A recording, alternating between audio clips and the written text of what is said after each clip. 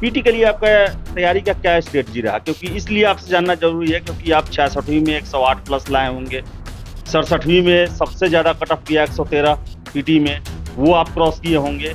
तो क्या स्ट्रेटजी रहा कि आपको कभी पीटी रुका नहीं? मेरा 90% सोर्स जो है वो इंटरनेट के थ्रू ही रहा। तो हम इंटरनेट पे थोड़ा ज़्यादा रिलाई करते थे और करंट अफेयर्स हम डेली पढ़ते थे। ये नहीं कि एग्ज़ाम के टाइम पे आके उसको पाइल अप किया और एक साथ पढ़ते थे, हम डेली पढ़ते थे करंट अफेयर। तो डेली पढ़ते थे और रिवाइज़ करते थे तो मेमोरी में रिटेन रहता। सबसे पहला काम जो हम किए थे बीपीएससी में आने के लिए, वो हम प्रीवियस ईयर देखे और उससे हम एनालाइज़ किए कि कहाँ-कहाँ फोकस एरिया है और फिर उसी के अनुरूप हम फिर उस पे चलते रहे। और लगातार आप जॉब में हैं, कैसे ये सब मेंटेन कैसे होता था ये सब चीज़? हाँ सर, ये थोड़ा कठिनाई था कि 9:30 से 6 तक मेरा ऑफिस आवर था। तो हम 6 बजे के बाद फ्री हो जाते थे। तो 6 बजे के बाद सर थोड़ा घर आके थोड़ा-सा रेस्ट करके और फिर हम लग जाते थे। बहुत सारे छात्र जो हैं वो बहाना करते हैं कि समय नहीं मिल पाया, ये नहीं हो पाया, वो नहीं हो पाया, लेकिन आप वीडियो जैसे पद पे रह के मैनेज किए। सचिवालय में रहने पे थोड़ा टाइम मिल जाता था सर। वीडियो के बाद आने में थोड़ा-सा टाइम का क्रंच है। हमको सबसे टफ इंटरव्यू अपना 65th वाला लगा क्योंकि 65th में बहुत बेसिक क्वेश्चन का हम आंसर नहीं दे पाए। तो हमको उसके बाद रियलाइज़ हुआ कि नहीं, मतलब अभी बहुत कुछ करने का ज़रूरत है। और उसके बाद हम फोकस किए कि खुशी किस में ज़्यादा हुआ? 66वीं में रिजल्ट आया उसमें ज़्यादा खुशी हुआ कि 67वीं में रिजल्ट आया, जीएम बने 27 रैंक आया, किस में ज़्यादा खुशी? सबसे ज़्यादा खुशी तो उसी समय आया था कि क्योंकि उस समय कोई बेरोज़गार थे। तो सबसे पहला खुशी जो पहला नौकरी का होता है उसका तो अनुभव बताया नहीं जा सकता। उसके बाद तो धीरे-धीरे मेहनत करते गए और परिणाम आते गए। नमस्कार, आप देख रहे हैं द बिहार टॉप। मैं हूं आदेशपुरी। बीपीएससी 67वीं फाइनल रिजल्ट आ गया और आपको बता दें कि 799 कैंडिडेट चुन कर आए हैं इस परीक्षा में। हमारे साथ हैं शिवम वत्स हैं और बता दें आपको हम 67वीं परीक्षा में इनको 27वां रैंक मिला है और बिहार प्रशासनिक सेवा के लिए चयनित हुए हैं। पहले से ही जॉब में थे, 66वीं में इनका 99 रैंक था और बिहार ग्रामीण सेवा के ये अधिकारी रहे हैं। औरंगाबाद में पोस्टिंग थी इनकी। उससे पहले बता दें आपको कि सचिवालय सहायक में भी इन्होंने बाजी मारी थी और 4 साल सचिवालय सेवा में भी थे। बात करते हैं शिवम से। शिवम, सबसे पहले आपको बहुत बहुत शुभकामनाएं इस उपलब्धि के लिए। धन्यवाद सर। और जरा पिछले अपने करियर के बारे में बताइए कि कब कब आप कौन जॉब निकाले और अंततः आप 27वां रैंक लाए 67वीं में? सर 2015 में मेरा ग्रेजुएशन हुआ था इंजीनियरिंग से। उसके बाद 3 साल मैंने तैयारी किया और 2019 के अप्रैल माह में मेरा चयन इस विधानसभा सचिवालय में हुआ सहायक के पद पे। फिर जनवरी 2023 तक मैंने वहाँ कार्य किया और उसके बाद मैं आरडीओ के पोस्ट पे 66वीं बीपीएससी के थ्रू सेलेक्ट हुआ था और अभी औरंगाबाद में पोस्टेड हूँ और 67वीं बीपीएससी से बिहार प्रशासनिक सेवा का। कौन से अटेम्प्ट में ये 27वां रैंक आप प्राप्त किए हैं? ये मेरा तीसरा प्रयास था सर। पिछला 2 प्रयास के बारे में बताएं। इसमें ये पे 65th में मैं इंटरव्यू में रह गया था कुछ नंबरों से। 66वीं में मेरा आरडीओ में हुआ और 67वीं में अब मैं। ऑप्शनल क्या है आपका? मेरा ऑप्शनल सोशियोलॉजी है। सोशियोलॉजी है। और माध्यम कौन सा है? मेरा इंग्लिश मीडियम। अच्छा, इंग्लिश मीडियम है। आपको देखा जा रहा है कि सोशियोलॉजी वाले, लेकिन बैकग्राउंड देखें तो इंजीनियरिंग का। इसी तरह जो 1 रैंक आए हुए हैं आपके साथी ही हैं, आप लोगों ने मिलकर तैयारी किया था, उनका भी बैकग्राउंड देखा जाए इंजीनियरिंग है और उनका भी ऑप्शनल सोशियोलॉजी ही है। क्या वजह है? इस बार सोशियोलॉजी काफ़ी अच्छा परफॉर्मेंस हुआ उन लोगों का। सर सोशियोलॉजी का सबसे बड़ा ये प्लस पॉइंट ये है कि इसका सिलेबस काफ़ी शॉर्ट है, मतलब दूसरे सब्जेक्ट की अपेक्षा देखा जाए तो। और दूसरा है कि अगर आपने एक बार इसको अच्छे से पढ़ लिया है तो आपको अगले बार प्रयास में थोड़ा एफर्ट कम हो जाता है और बस आपको अपने आंसर राइटिंग में इन्हांस करना पड़ता है। वो हम लोग एक ग्रुप था तो हम लोग मिलके अपना एक दूसरे से आंसर इवेलुएट करवाते थे और उसमें फिर जो इन आउट जो कमी दिखती थी तो उसको फिर हम लोग उस पर वर्कआउट करते थे। तो इससे काफ़ी फ़ायदा मिला हम लोग को कि एक पीयर लर्निंग जिसको कहते हैं कि वो हमको सही कर रहा है, दूसरा को हम सही कर रहे हैं, तो उससे काफ़ी फ़ायदा मिला सर, वो हम दिख रहा है। चलिए पीटी से बात करते हैं। आप 65वीं से दे रहे हैं, 65वीं से पीटी लगातार निकाल रहे हैं। पीटी के लिए आपका तैयारी का क्या स्ट्रेटजी रहा? क्योंकि इसलिए आपसे जानना जरूरी है क्योंकि आप 66वीं में 108 प्लस लाए होंगे, 67वीं में सबसे ज्यादा कट ऑफ गया 113 पीटी में, वो आप क्रॉस किए होंगे। तो क्या स्ट्रेटजी रहा कि आपको कभी पीटी रुका नहीं? सर मेरा करंट अफेयर्स पे मेरा कमांड रहता था सर। कहाँ से तैयारी की है करंट अफेयर? ऑनलाइन सोर्सेज पे ज़्यादा रिलाई करते थे, और लास्ट मोमेंट पे जैसे कुछ बिहार से रिलेटेड स्पेसिफिक जो चीज़ें हैं वो हम स्पीडी ले लेते थे, या फिर एडुटेरिया का एक मैगजीन आता था वो ले लेते थे। मेरा 90% सोर्स जो है वो इंटरनेट के थ्रू ही रहा है। अच्छा। तो हम इंटरनेट पे थोड़ा ज़्यादा रिलाई करते थे, और करंट अफेयर्स हम डेली पढ़ते थे। ये नहीं कि एग्ज़ाम के टाइम पे आके उसको पाइलअप किया और एक साथ पढ़ते थे, हम डेली पढ़ते थे करंट अफेयर। तो डेली पढ़ते थे और रिवाइज करते थे, तो मेमोरी में रिटेन रहता। तो उसका फ़ायदा हमको मिलता था कि हमको लास्ट मोमेंट पे मेरा प्रेशर नहीं आता था, तो इजीली हम। बाकी जो जीएस के पेपर हैं ये सब मेंस का बात कर रहे हैं? पीटी का? अच्छा, पीटी में सर जैसे साइंस एक अच्छा अमाउंट आता है, साइंस का। हिस्ट्री, मॉडर्न हिस्ट्री से अच्छा अमाउंट आता है। तो मॉडर्न हिस्ट्री के लिए सर एक क्राउन पब्लिकेशन का एक किताब आता है, तो उसको हम अच्छे से किए थे। केबीसी नैनो का एक किताब आता है, उसका हम हेल्प लिए थे। और साइंस के लिए सर घटना चक्र का हम लिए थे, और कुछ वीडियोस देखे थे हम जो साइंस से रिलेटेड है, वो उससे काफ़ी मदद मिली थी सर हमको, और उसी के बल पे सर पीटी निकल जाता था। कोचिंग ये सभी कहीं किए क्या? नहीं सर, हम लोग का खुद से हम लोग ग्रुप बना के पढ़ते थे, और उसी का फ़ायदा मिला सर। लेकिन ये इंजीनियरिंग वाले देखा जाए तो जीएस को बड़ा आसानी से कर लेते हैं, फिर से आर्ट्स सब्जेक्ट भी रखे आप आसानी से किए। क्या स्ट्रेटजी, क्या पहले से क्या आप लोग को दिमाग में आता है कि एकदम सिलेक्टेड होता है क्या कि हमें यही पढ़ना है जो सिलेबस में दिया गया है? सर इसका सबसे मेन कारण है कि जो एग्ज़ाम को आप अटेम्प्ट कर रहे हैं उसका इन आउट आपको पता होना चाहिए कि ये एग्ज़ाम आपसे क्या डिमांड कर रहा है, और बस उसी के अनुरूप काम करना है। बहुत लोग इसी में हो जाते हैं कि ये भी पढ़ ले वो भी पढ़ ले, तो ये चीज़ बहुत ज़रूरी है कि क्या पढ़ना है, उससे ज़्यादा ज़रूरी है क्या छोड़ना है। तो ये चीज़ पे ज़्यादा हम फोकस किए थे। और जो चीज़ हम प्रीवियस ईयर, सबसे पहला काम जो हम किए थे बीपीएससी में आने के लिए, वो हम प्रीवियस ईयर देखे थे, और उससे हम एनालाइज किए कि कहाँ कहाँ फोकस एरिया है मेरा, और फिर उसी के अनुरूप हम फिर उस पर चलते रहे। और सर और ये मेंस को लेकर क्या स्ट्रेटजी था? मेंस बीपीएससी का देखा जाए तो काफ़ी परिवर्तन हुआ, 66वीं 67वीं में जमीन आसमान का अंतर आ गया, तो वो उसे कैसे मैनेज कैसे किया गया आप लोग के द्वारा? सर मेंस का क्या है कि सारा खेल आपका आंसर राइटिंग का रहता है, और आंसर राइटिंग वो भी आपका कंटेंट रिच आंसर रहना चाहिए, और टाइम फ्रेम में आपको लिखना है, क्योंकि मेंस में टाइम का बड़ा कंस्ट्रेंट रहता है। आपको 8 क्वेश्चन अटेम्प्ट करना रहता है 3 घंटे में, और सब पे आप 4-4 पेज अगर लिखना है आपको, और कंटेंट रिच आंसर लिखना है, तो उसके लिए आपको थॉरो स्टडी करना पड़ेगा। तो हम लोग जैसे हिस्ट्री और जो करंट अफेयर्स हैं, तो हम लोग अपने ग्रुप में क्या करते थे, हर डे डिसाइड कर देते थे कि इस डे को हम लोग ये चीज़ डिस्कस करेंगे, अगले दिन ये। तो हम लोग रूटीन बना लेते थे मेंस के टाइम पे, और फिर एक क्या करते थे कि एक आंसर राइटिंग का टाइम फ्रेम में स्टॉप वॉच लगा के और लिखते थे, और उसके बाद उसी टाइम फ्रेम पे एकदम रिलीजियसली उसको फॉलो करते थे। और उसके बाद सर एक दूसरे का कॉपी चेक करके और बताते थे कि यहाँ तुम ऐसे गलत हो, चाहे ऐसे। लगातार आप जॉब में हैं, कैसे सब मेंटेन कैसे होता था ये सब चीज़? हाँ सर, ये थोड़ा कठिनाई था कि 9:30 से 6 तक मेरा ऑफिस आवर था, तो हम 6 बजे के बाद फ्री हो जाते थे। तो 6 बजे के बाद सर थोड़ा घर आके थोड़ा सा रेस्ट करके और फिर हम लग जाते थे। और सुबह में थोड़ा सा सर अर्ली राइजर हैं हम, तो वो मैनेज करते थे हम सुबह का टाइम को थोड़ा अच्छे से। वीडियो जैसे पद पर आप थे, पदस्थापित अभी हैं अभी, उसमें तो बड़ा काम रहता है, कभी रात को भी लॉ एंड ऑर्डर सिचुएशन होता है, उस सब में जाना होता है, बावजूद इसके आप लोग क्या कहते हैं कि उसको जरा समझाइए अच्छे से, क्योंकि बहुत सारे छात्र जो हैं वो बहाना करते हैं कि समय नहीं मिल पाया, ये नहीं हो पाया, वो नहीं हो पाया, लेकिन आप वीडियो जैसे पद पे रह के मैनेज किए, इसके बारे में थोड़ा बताएं कि अगर मानिए कि जैसे दुर्गा पूजा चल रहा है, उसमें ज़्यादा आप लोग का बिजी रहता है शेड्यूल, तो उस समय कैसे मैनेज, ये सब कैसे मैनेज होता है? परफेक्शन आईएएस सिविल सेवा, बीपीएससी, यूपीएससी परीक्षा के लिए एकमात्र समर्पित और रिजल्ट ओरिएंटेड संस्थान, बेहतर सफलता के लिए केंद्रित। Perfection IAS foundation course Hindi और इंग्लिश माध्यम में विश्वसनीय गाइडेंस के साथ सुनिश्चित की जाती है। 64वीं, 65वीं, 66वीं बीपीएससी परीक्षाओं में सबसे ज्यादा 107, 69, 131 क्रमशः रिजल्ट देने वाली संस्थान perfection IAS, Kumar tower, boring road, Patna.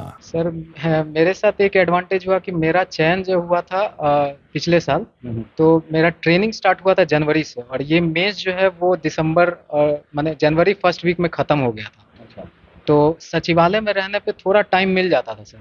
Video के बाद आने में थोड़ा सा टाइम का क्रंच है, लेकिन वहाँ टाइम मिल जाता था, और जो थोड़ा बहुत टाइम मिलता था उसमें हम मैनेज करते थे। जैसे इंटरव्यू प्रिपरेशन में भी, जैसे लॉ एंड ऑर्डर वाले ड्यूटी में तो आपका मैक्सिमम 8 घंटे का ही ड्यूटी रहेगा, उसके बाद फिर आप आके और मैनेज कर सकते हैं। मतलब अगर सर आप प्रयास करें, आप में अंदर अगर उत्कंठा है सक्सेस होने का, तो किया जा सकता है सर। किया जा सकता है। और आपने हमें बताया पहले इंटरव्यू से पहले कि आप तीन चार लोगों का ग्रुप बनाए थे जो कि ऑलरेडी सिलेक्टेड हैं, जो आरडीओ के पद पे ही हैं। कौन कौन आपके मित्र थे और कितने लोगों का सिलेक्शन हुआ, उसके बारे में जरा बताएं। सर मेरे साथ एक, जैसे इस बार हम लोग एक जो रैंक 1 आए वो हमारे साथ थे, एक इनका सेलेक्ट जी, और एक बीपीआरओ में सेलेक्ट हुए हैं हमारे साथ, और 66वीं में हमारे साथ एक और थे, वो आरडीओ में ही मेरे साथ सेलेक्ट हुए हैं। तो ये 5 लोग का ग्रुप था। एक लोग सर अभी प्रयासरत हैं, तो बाकी 4 लोगों का सिलेक्शन हुआ। हाँ सर।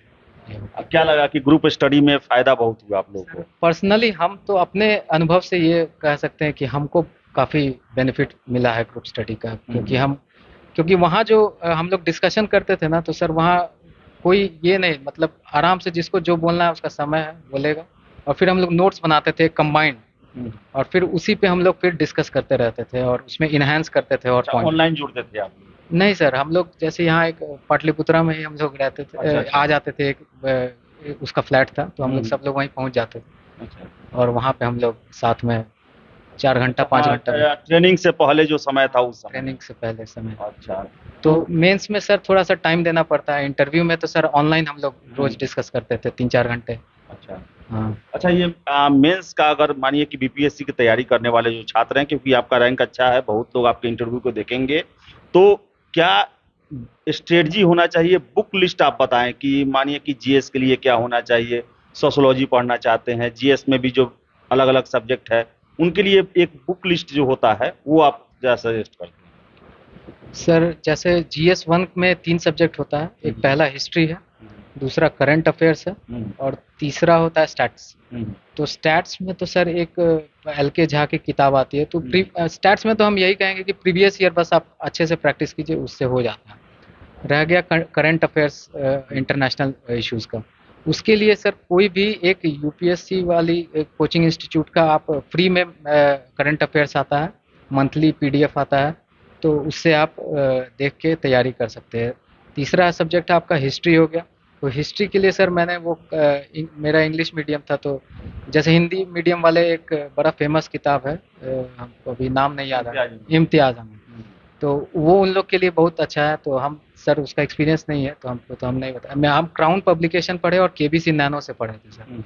तो उसमें और सिर्फ वही नहीं, और उसमें जो हमको कमी लगता था हम इंटरनेट पे सर्च करके फिर नोट्स बना के उसमें पेज लगा के और उससे हम अपना नोट्स इनहेंस कर लेते। अब GS2 में सर 3 टॉपिक है, एक इकोनॉमिक्स ज्योग्राफी हो गया, एक पॉलिटी हो गया, और तीसरा साइंस एंड टेक हो गया। तो पॉलिटी के लिए लक्ष्मीकांत का तो कोई सब्स्टिट्यूट नहीं है, उसको पढ़ना है। दूसरा है इकोनॉमिक्स और ज्योग्राफी, इसके लिए सर एनसीईआरटी की किताब जो है वो अगर थोड़ा स्टडी किया जाए तो उससे कवर हो जाता है। और इकोनॉमिक्स और ज्योग्राफी के लिए सर बिहार इकोनॉमिक्स सर्वे आता है, उसको अगर अच्छे से कोई पढ़ ले तो उससे बहुत क्वेश्चन डायरेक्ट आ जाता है। और तीसरा हो गया सर साइंस एंड टेक। तो science and take current affairs के ही मैगजीन में एक पोर्शन रहता है, तो उससे कवर हो जाएगा आपका जो बीपीएससी का कंटेंट है, उससे कवर हो जाता है। तो ये सब चीज़ हम किए थे सर। तो अच्छा, इंटरव्यू के बारे में बताएं। इंटरव्यू किस दिन था आपका, किनके कैसा रहा इंटरव्यू आपका, कितना देर चला? मेरा इंटरव्यू सर लास्ट डे था 20 तारीख को, फर्स्ट शिफ्ट में था, और हम सबसे लास्ट कैंडिडेट थे। अच्छा। हाँ, और मेरा इंटरव्यू हमको लगता है हार्डली 10 मिनट चला होगा, क्योंकि सब बोर्ड मेंबर थोड़ा 16वां कैंडिडेट थे, तो थोड़ा सा उन लोग भी एग्जॉस्ट हो गए थे लग रहा था। और हार्डली 10 मिनट चला, और मेरे हॉबी से क्वेश्चन ज़्यादा पूछा गया। मेरा हॉबी था थोड़ा करंट इंटरनेशनल इवेंट्स को हम फॉलो करते, तो उससे रिलेटेड ज़्यादा, ना मेरे जॉब प्रोफाइल से कोई क्वेश्चन पूछा गया, ना ऑप्शनल से पूछा गया, इससे नहीं पूछा गया। इंटरव्यू किसे आप टफ मानते हैं? आप 3 इंटरव्यू दिए, तीनों में ये कैसा कौन टफ लगा आपको, और कौन सा आपको लगा कि ना ये बहुत अच्छा गया मेरा? सर हमको सबसे टफ इंटरव्यू अपना 65th वाला लगा था। अच्छा। क्योंकि 65th में बहुत बेसिक क्वेश्चन का हम आंसर नहीं दे पाए थे। अच्छा। तो हमको उसके बाद रियलाइज़ हुआ कि नहीं, मतलब अभी बहुत कुछ करने का ज़रूरत है। और उसके बाद हम फोकस किए कि किस तरीके से अटेम्प्ट करना है आपको, क्योंकि उस समय तक हम पीटी मेंस तक हम कवर कर ले रहे थे। इंटरव्यू में जब हमको थोड़ा असफलता हाथ लगा, तो हमको लगा कि इसको थोड़ा अच्छे से, इसके लिए भी डेडिकेटेड टाइम देना चाहिए। तो वहाँ से हम फिर इंटरव्यू को अपना होन करना शुरू किए कि कैसे इसको सुधारा जा सकता है। और फिर 66वीं में उसका परिणाम देखा हमको, और अब 67वीं में। सर खुशी किस में ज़्यादा होगा? 66वीं में रिजल्ट आया उसमें ज़्यादा खुशी हुआ, कि 67वीं में रिजल्ट आया एसडीएम बने 27 रैंक आया, किस में ज़्यादा खुशी हुआ? सर दोनों का अपना अपना खुशी का अनुभव है। लेकिन एक भी होगा ना कि एक होता है खुशी, तो मेरे ख्याल से ज़्यादा आपको सचिवालय सहायक में आया होगा कि नौकरी लग गया। सबसे ज़्यादा खुशी तो उसी समय आया था कि क्योंकि उस समय कोई बेरोजगार थे। तो सबसे पहला खुशी जो पहला नौकरी का होता है, उसका तो अनुभव बताया नहीं जा सकता। उसके बाद तो धीरे धीरे मेहनत करते गए और परिणाम आते गया, तो यही। और ये बताइए कि चलिए आप एक एक सीढ़ी चढ़ के ऊपर तक आए हुए हैं, सचिवालय में भी आप रहे हैं, विधानसभा सचिवालय में रहे हैं, फिर से बता दें आप वीडियो के रूप में भी काम कर रहे हैं, अभी एसडीएम बनने का मौका मिलेगा। क्या लगता है कि एक्सपीरियंस आपके पास है बहुत, ऑफिशियल वर्क का भी, फील्ड वर्क का भी, एसडीएम में क्या फ़ायदा उसको मिलेगा, और क्या कुछ गोल डिसाइड किए हुए हैं कि हम प्रशासनिक सेवा के अफसर बनेंगे तो ये काम आने के साथ ही करेंगे हम? सर एक चीज़ जो हम अपने वीडियो के अनुभव में हम देखे हैं कि जनता और ऑफिसर्स के बीच में कनेक्ट थोड़ा मिसिंग है, कि जनता को क्या चाहिए और ऑफिशियल लेवल पे जो पॉलिसी मेकिंग होता है, तो वो दोनों का सिंक्रोनाइजेशन, उसमें थोड़ा सा गैप हमको लगता है। तो हमको लगता है कि सर कि जनता के बीच में जाके और उनसे इनपुट लिया जाए कि हाँ आपके लिए क्या बेनिफिट होगा, और उस हिसाब से हम पॉलिसी को डेवलप करें। तो वो हमको लगता है कि सर उस सही दिशा में हम लोग डेवलपमेंट के पाथ पे जाएंगे। तो मेरा प्रयास रहेगा कि जनता में जाके, और ऐसा नहीं कि रैंडमली जाके हम फीडबैक लें, इससे वो सच्चाई वाला फीडबैक मिलता है, कोई फैब्रिकेटेड फीडबैक नहीं मिलता है। तो इससे आपको सुधरने का भी मौका मिलेगा, और हम जिस दिशा में डेवलपमेंट पे जा रहे हैं तो उसमें जरूर सर कुछ सफलता मिलेगी। अगला गोल क्या फिक्स किए हैं आप? यूपीएससी भी है क्या? क्योंकि आप धीरे धीरे हर एक सीढ़ी को पार कर रहे हैं। यूपीएससी पहले ट्राई किए हैं या नहीं, उसके बारे में बताएं। आगे का क्या टारगेट है यूपीएससी को लेकर, इसको लेकर भी बताएं। सर अभी तक तो यूपीएससी का ट्राई नहीं किया है, क्योंकि अभी तक एक भी नहीं दिया अटेम्प्ट? अभी तक नहीं दिए हैं सर, क्योंकि था कि घर से था कि पहले नौकरी करना है, तो नौकरी करो, उसके बाद तुम अपने स्टेबल हो जाओ, तब तुम अपने वो करना, फिर अपने हिसाब से तैयारी। तो अब सोचे हैं सर कि प्रयास करेंगे अगर टाइम अलाउ करता है तो। अच्छा, आप सबसे पहले तो अपने पिताजी के बारे में बताएं कि पिताजी क्या करते हैं, कहाँ के आप रहने वाले हैं मूल रूप से, उसके बारे में भी बताएं। सर मेरे पिताजी सिविल इंजीनियर रिटायर हो चुके हैं, और मेरी माताजी सेंट जोसेफ कॉन्वेंट में टीचर हैं, पटना में। जी जी सर। और हम मूल रूप से वैशाली जिला के रहने वाले हैं सर। पढ़ाई लिखाई कहाँ से आपकी? मेरा पढ़ाई लिखाई सर पटना से ही हुआ है, डॉन बॉस्को एकेडमी दीघा। और उसके बाद सर इंजीनियरिंग किए हम दिल्ली में इंद्रप्रस्थ यूनिवर्सिटी से। और उसके बाद फिर तैयारी किए थे, उसके बाद फिर इधर। चलिए, आपको बहुत बहुत शुभकामनाएं, और हम कामना करते हैं कि आपका आने वाला कैरियर जो हो काफ़ी उज्जवल हो। धन्यवाद सर। तो ये शिवम वत्स से पटना के ही रहने वाले हैं, मूल रूप से वैशाली के हैं, और इनका जो लाइफ जर्नी जो है वो काफ़ी इम्प्रेसिव है। शुरुआत में नौकरी के लिए एक नौकरी चाहिए, हर एक बिहारी युवा का ज़रूरत होता है। सचिवालय का नौकरी किए, 4 साल किए नौकरी, उसके बाद 65वीं से बीपीएससी देना शुरू किए, पहले ही अटेम्प्ट में इंटरव्यू तक पहुँचे, नहीं हो पाया। फिर 66वीं में जो पिछली गलती थी उसको सुधारे और 99 रैंक प्राप्त किए, और ग्रामीण सेवा में इनका चयन हुआ। अभी औरंगाबाद में पोस्टेड हैं, वीडियो हैं, और फिर से 67वीं में अपना तैयारी को और इम्प्रूव करके 27वां रैंक प्राप्त किए हैं। और अब बिहार प्रशासनिक सेवा के अधिकारी बने हुए हैं। तो शिवम जी का जो कैरियर है वो देख रहे हैं कि आप ये धीरे धीरे ऊंचाई प्राप्त कर रहे हैं। तो एक बिहार में जो छात्र हैं उनको एक अल्टरनेट लेके चलना चाहिए। कोई भी एक छोटा भी नौकरी कम से कम पहले कर लें आप, क्योंकि आपका बेस हो जाएगा, प्लेटफॉर्म मिल जाएगा, उसके बाद जो है आप ऊपर तक जा सकते हैं। तो कैसा लगा बातचीत, और आशा करेंगे कि इनके द्वारा दिए गए टिप्स, इनकी स्ट्रेटजी और भी कैंडिडेट फॉलो करेंगे और फायदा उठाएंगे। फिलहाल इस वीडियो में इतना ही। वीडियो पसंद है लाइक शेयर करें, हमारे चैनल द बिहार टॉप को सब्सक्राइब जरूर कर लें। धन्यवाद।